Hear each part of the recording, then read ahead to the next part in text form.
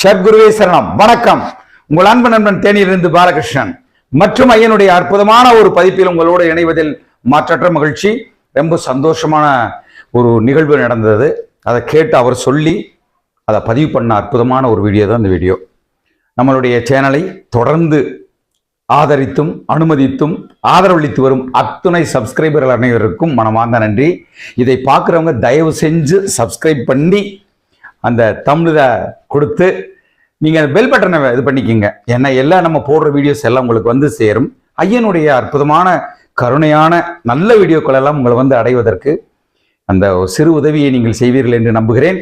ஏன்னா நீங்க கொடுக்குற அந்த உற்சாகம் தான் எனக்கு ஐயனை பற்றி மென்மேலும் பேசுவதற்கு ஒரு மிகப்பெரிய தைரியத்தையும் சந்தோஷத்தையும் கொடுக்குது. வாங்க வீடியோக்குள்ள போயிடலாம்.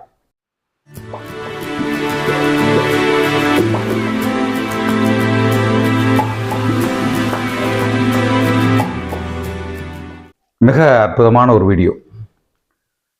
ஒரு மனிதன் ஒட்டஞ்சத்திரத்திலிருந்து வெளியேறி கிளம்பி பழனிக்கு முருகனை பார்க்க போலாம்ப்பா, போய் பார்த்துட்டு வந்துடலாம் இனி நம்ம என்ன அப்படிங்கிற ஒரு மன விரக்தியோட கிளம்பி, ஒட்டஞ்சத்திலிருந்து பக்கம் தானே, ஒட்டஞ்சத்திலிருந்து கிளம்பி அப்படியே போறார். பழனிக்கு போயிடலான்னு எடுத்துட்டு போறாரு. டிக்கெட் எடுத்து உட்காந்துச்சு, வண்டி போயிட்டு இருக்கு, எல்லாம் மேலச்சத்திர போற முடிஞ்சிருச்சு.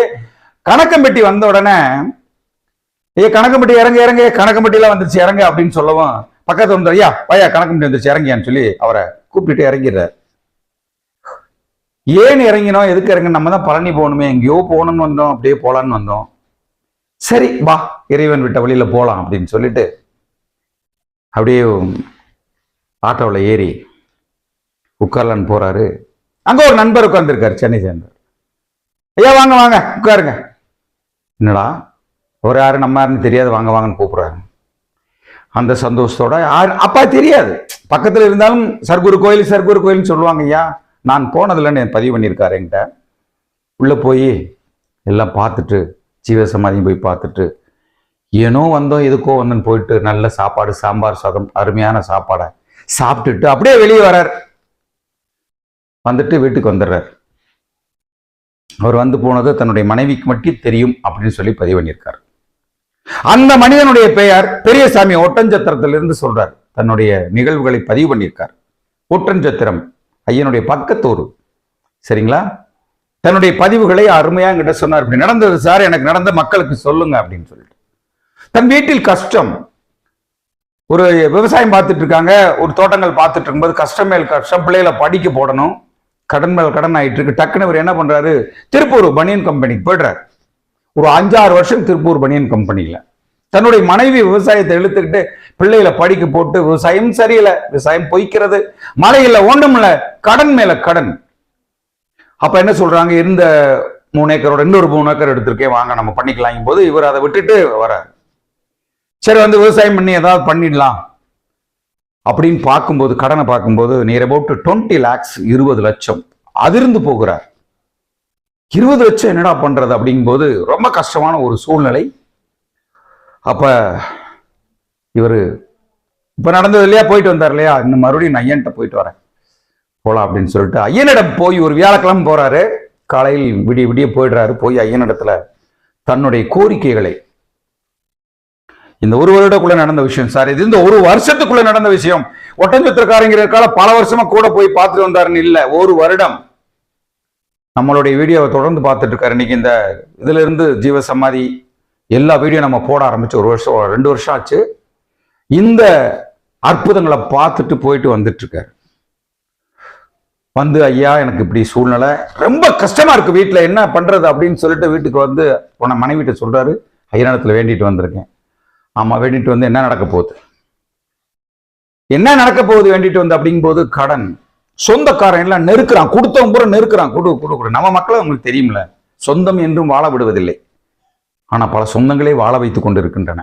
2 நடக்கும், ஒரு மனிதனுக்கு 2 நடக்கும், தப்பா யாரையும் சொல்லவில்லை, 2 நடக்கும். சொந்தங்கள் கொடுத்த கடன் நெருக்கும் போது சரி தன்னிடத்துல என்ன வேற வழி இல்லை, என்ன பண்ணலாம் அப்படிங்கும்போது தன்னிடத்துல ஒரு 30-36 சென்ட் இடம் இருக்கு. ஒரு 20 சென்ட்டை கொடுத்துட்டு இந்த கடனை கட்டிடலான்னு இறங்கும் போது வீட்டுல ஒரு 2 லட்ச ரூபா சொல்றாங்க சென்ட். சொந்தக்காரங்க நேரத்தை பார்த்து உங்களுக்கு தெரியுமில்ல, இந்த மக்கள் இதாண்டா நேரம் போட்டு அமைக்க ஒரு 50,000 ரூபாய்க்கு கேட்குறாங்க. பேச்சுவார்த்தை நடக்குது, ஒன்றும் அமையல, என்னடா பண்றதுன்னு பண்ணும்போது 10 லட்சம் தான் அப்படியே வித்தா கூட இனி ஒரு 10 லட்சம் கடன்ல வேற கஷ்டமா நிற்போம் போது வீட்டுல இவர் கேட்கிறாரு, என்னதான் நடக்குது, இப்பயாவது என்கிட்ட சொல்லுங்க அப்படின்னு. இல்ல இப்படி நான் சொல்லிட்டு இருக்கேன், 50,000 ரூபாய் தான் கேட்கறாங்க அப்படிங்கும் போது இவர் சொல்றாரு, ஓகே அவங்ககிட்ட சொல்லிருங்க, நான் ஒரு தேர்ட் பார்ட்டி காட்டி இந்த இடத்த விற்க போறேன், யாரும் இன்னும் ஒன்றும் சொல்லக்கூடாதுன்னு சொல்லும் போது அருமையா பேசி ஒரு புரோக்கர் மூலமா ஐயன்ட்ட போய் அதையும் வேண்டி சொல்லி வர்றாரு. கோயிலுக்கு போயிட்டு வந்தேன் சார், ஒரு புரோக்கர் உடனே என்னை தேடி வந்தார் அப்படின்னு சொல்லி பதிவு பண்ணியிருக்காரு. என்னை தேடி வந்தார் ஒரு புரோக்கர். இந்த புரோக்கருடைய பெயர் பழனிசாமி. புல்லரிக்குது அப்படியே எனக்கு, என்ன சொல்வது.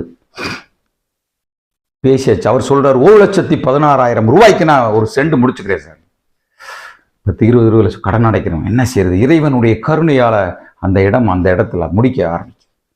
முடிஞ்சதுக்கப்புறம் சொந்தக்காரங்க ஓடி வந்து, இல்ல ஆய் போய் அடுத்த வரக்கூடாது அப்படி இப்படின்னு சொல்லிட்டு டிஸ்டர்ப் பண்றாங்க. இவர் ஒரே வார்த்தை சொல்லிடுறாரு, முடிச்சதுதான் சர்க்குரு முன்னாடி அந்த அமௌண்ட் எனக்கு வந்தா நீங்க வாங்கிக்கலாம்.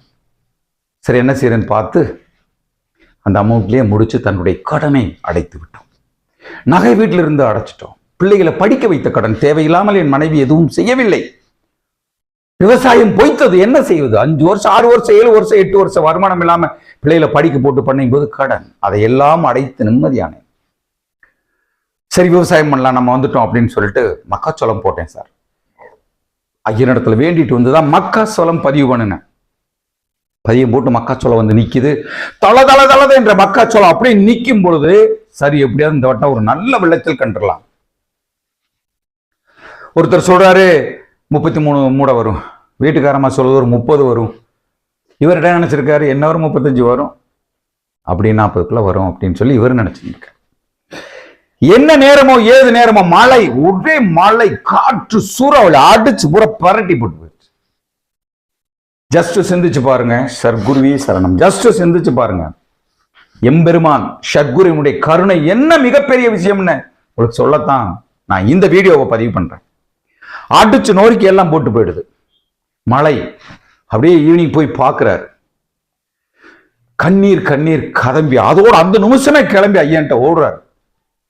எனக்கு ஏன் ஐயா இந்த சோதனை, எனக்கு ஏன் இந்த சோதனை, நான் என்ன தப்பு பண்ணேன் அப்படின்னு சொல்லிட்டு வேதனையா அழுது புலம்பி வந்துட்டு இருக்கும்போது 2 பேர் பேசிட்டு போனாங்க. சொன்னாங்களாம்,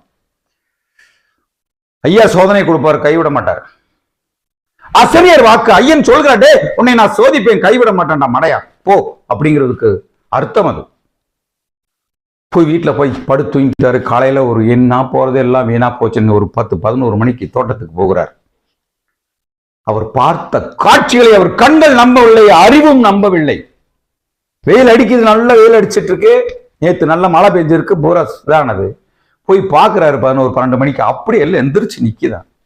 இது நம்ம தோட்டம் தானா அப்படிங்கிற சந்தேகம் அவருக்கு வந்து விட்டுறது. வந்துருச்சு, இது நம்மளதானா, அப்பா சத்குருவே அப்படின்னு அப்படி அந்த இடத்துல உட்கார்ந்து அப்படி விழுந்த கதறி இருக்கார். எல்லாரும் சொன்ன எல்லாத்தையும் பொய்த்து அவர் அந்த மக்காச்சோளத்தை அறுவடை செய்து 50 மூட்டைகள் சத்குருப்பா அள்ளி கொடுத்தார். இன்று வரை அள்ளி கொடுத்துட்டு இருக்காருன்னு சொல்லி பதிவு பண்ணியிருக்காரு. கொஞ்சம் நினைச்சு பாருங்க, இது நானா சொல்லல, அவருடைய போட்டோஸ் எல்லாம் கொடுத்துருக்காரு, டீடைல்ஸ் எங்கிருந்து போடுறாங்க, ஒட்டஞ்சத்திரத்திலிருந்து பாருங்க. ஒரு போட்டோஸ் எல்லாம் இருக்கும், காட்டிருப்பேன், உள்ள காட்டியிருக்கேன் பாருங்க. இவ்வளவு பெரிய அற்புதம் தான் பார்த்திருப்பீங்க போட்டோ இல்லைங்களா? இவ்வளவு பெரிய அற்புதங்கள் தான் சர்க்குரு நடத்தி கொண்டு இருக்கிறார். ஞான வள்ளல், அவர் பாதங்களை இறுக பற்றிக்கணுங்கிறது தான் என்னோட கருணை. என்னுடைய உங்களுக்கு வேண்டுதல் எல்லாம் அதுதான், என்னுடைய வேண்டுகோள் எல்லாம் அதுதான். நிச்சயமாக நீங்க யாரெல்லாம் என்னிடத்துல வேண்டுறீங்களோ, ஐயனிடத்துல சொல்லுங்க, உங்களுடைய வேண்டுதலை வைக்கிறீர்களோ, என் மனைவி இடத்துல சொல்றீங்க, நாங்க எல்லாம் 2 பேருமே சேர்ந்து ஐயனிடத்துல ஒவ்வொரு பூஜையிலும் நாங்கள் வைத்து கொண்டிருக்கிறோம். ஐயா சத்குருவே அவருக்கு தெரியும், இந்த கஷ்டப்படுற மக்களுக்கு, இந்த வேண்டுதலை படுற மக்களுக்கு குழந்தை இல்லை, குழந்தை பாக்கியம் இல்லை, திருமணம் ஆகல, கணவன் மனைவியோட ஒற்றுமை இல்லை, பிரிஞ்சு இருக்கும், நோய் நொடி, பெரியவங்களோட அழுகை, என் குழந்தைக்கு சரியில்லை, என் மகனுடைய வாழ்க்கை, என் மகளுடைய வாழ்க்கை, ஒவ்வொரும் சொல்லி கதரும் அத்தனை விஷயங்களையும் என் ஐயன் பாதங்களில், சர்க்குருனுடைய பாதங்களில் நாங்கள் சமர்ப்பித்து விடுகிறோம். அதனாலதான் எல்லாம் நடந்துட்டு இருக்கு. கருணை கூர்ந்து சொல்றேன், ஐயனை சரணடையுங்கள். ஐயன் இன்றும் நம்மோடு இருப்பார். சத்குருவே சரணம். வணக்கம், உங்கள் அன்பு நண்பன் பாலகிருஷ்ணன், தேனியிலிருந்து. குருவே உன் துணையன்றி வேறு துணை எனக்கேது, வேறு வேறு துணை எனக்கேது.